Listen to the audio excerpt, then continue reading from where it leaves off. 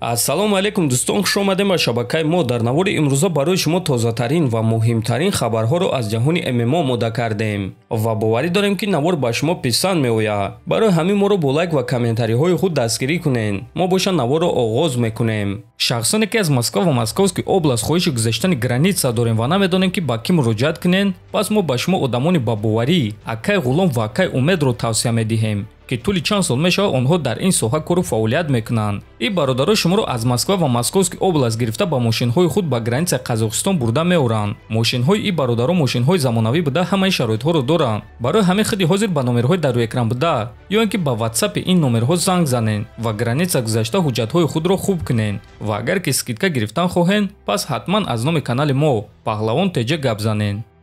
ҷангвари бебохти тоҷик Бахтовар Юнусов расман бо ширкати менеҷерии Доминанс ММА шартнома баста аъзои ин даста шуд. хотиррасон мекунем ки роҳбари ин ширкат менеҷери машҳур Али Абдулазиз аст. ин кор бо кӯмаки менеҷери тоҷик Фирдавси Ҳалим шуд ки ӯ дар ширкати Доминанс ММА тӯли чанд сол аст ки кору фаъолият мекунад ва яке аз чеҳраҳои асосии ин ширкат аст. Фирдавси Ҳалим ва Али Абдулазиз ният доранд ки ҳар чӣ зудтар барои Бахтовар шартнома бо UFC-ро ба даст биёранд ва боз як ҷангвари дигар аз Тоҷикистон дар UFC шомил шавад. мо боша ба онҳо барор хоҳонем. ҳамчунин хотиррасон мекунем ки дигар варзигари тоҷик Лоиқ Раҷабов низ бо ин ширкат ҳамкорӣ мекунад. Бахтовар Юнусов варзигари тоҷики 24-сола буда рекорди 10-0 дорад. оиди ӯ мо дар ана ҳамин навор маълумот додагӣ ҳастем. касоне ки ин наворро тамошо кардагӣ набошанд, дар омада тамошо кунед. худи Бахтовар боша ин корро чунин шарҳ дод: ана ҳамон хабарҳое ки дер боз интизор будем. ма бо беҳтарин даста дар ҷаҳон Доминанс ММА, навиштааст Юнусов. мо Бахтовар Юнусов ва мухлисони ӯро табрик мекунем ва умедвор мешавем ки ба наздикиҳо ӯро дар ташкилоти UFC хоҳем дид. чемпиони пешинаи UFC дар вазни нимёна Камару Усман гуфт ки ягона муҳорибае ки айни замон ӯ мехоҳад ин муҳориба зидди Ҳамза Чимаев аст.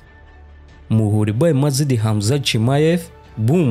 ҳозир ма дар чунин марҳилае қарор дорам ки ин муҳориба ба ман маъқул аст.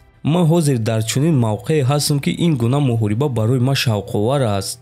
ин аз ҳама муҳорибаи калон, аз ҳама ҷанги бошиддате ҳаст ки маро маҷбур мекунад ки чизеро ҳис кунам. мо метавонем ки дар муҳорибаи асосии турнири пулакӣ вохӯрем. Чимаев ҷангвари ҳақиқӣ аст ва ман ҳам ҷангвари ҳақиқиюм. ма бо ҳамаи ин шахсҳо бо қалбам меҷангум, на ин ки бо вазнам. ма бо ҷангварони вазни миёна ва ҷангварони вазни ним вазнӣ қувваозмоӣ мекунам. барои ҳамин мо метавонем ки дар вазни миёна ҷангем, гуфтааст Усман. дӯстон, фикр мекунам ки ин беҳтарин идея аст. бисёриҳо муҳорибаи онҳоро дидан мехостанд ва ана акнун чунин имконият пайдо шуд. айни замон ҳам Усман ва ҳам Ҳамза Чимаев муҳорибаи таъиншуда надоранд. аз ҳамин сабаб муҳорибаи онҳоро ташкил карда мешуд. ба фикри шумо дӯстон, агар чунин муҳориба баргузор гарда, кӣ ғолиб шуда метавонад?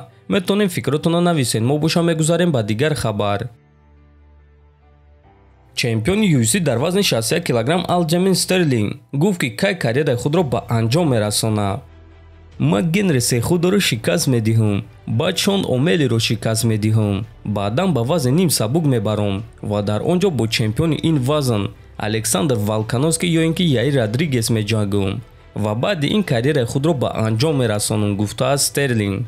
хотиррасон мекунем ки аллакай шаби 7 май Алҷамин Стерлинг дар муҳорибаи асосии турнири UFC 288 бо Генри Сехудов вомехӯрад. ва ба фикри шумо дӯстон, дар ин муҳориба кӣ ғолиб шуда метавонад? фикротонро нависен. ҳатман дар канали мо обуна шавен. то боздид, хонободу сарбаланд бошен.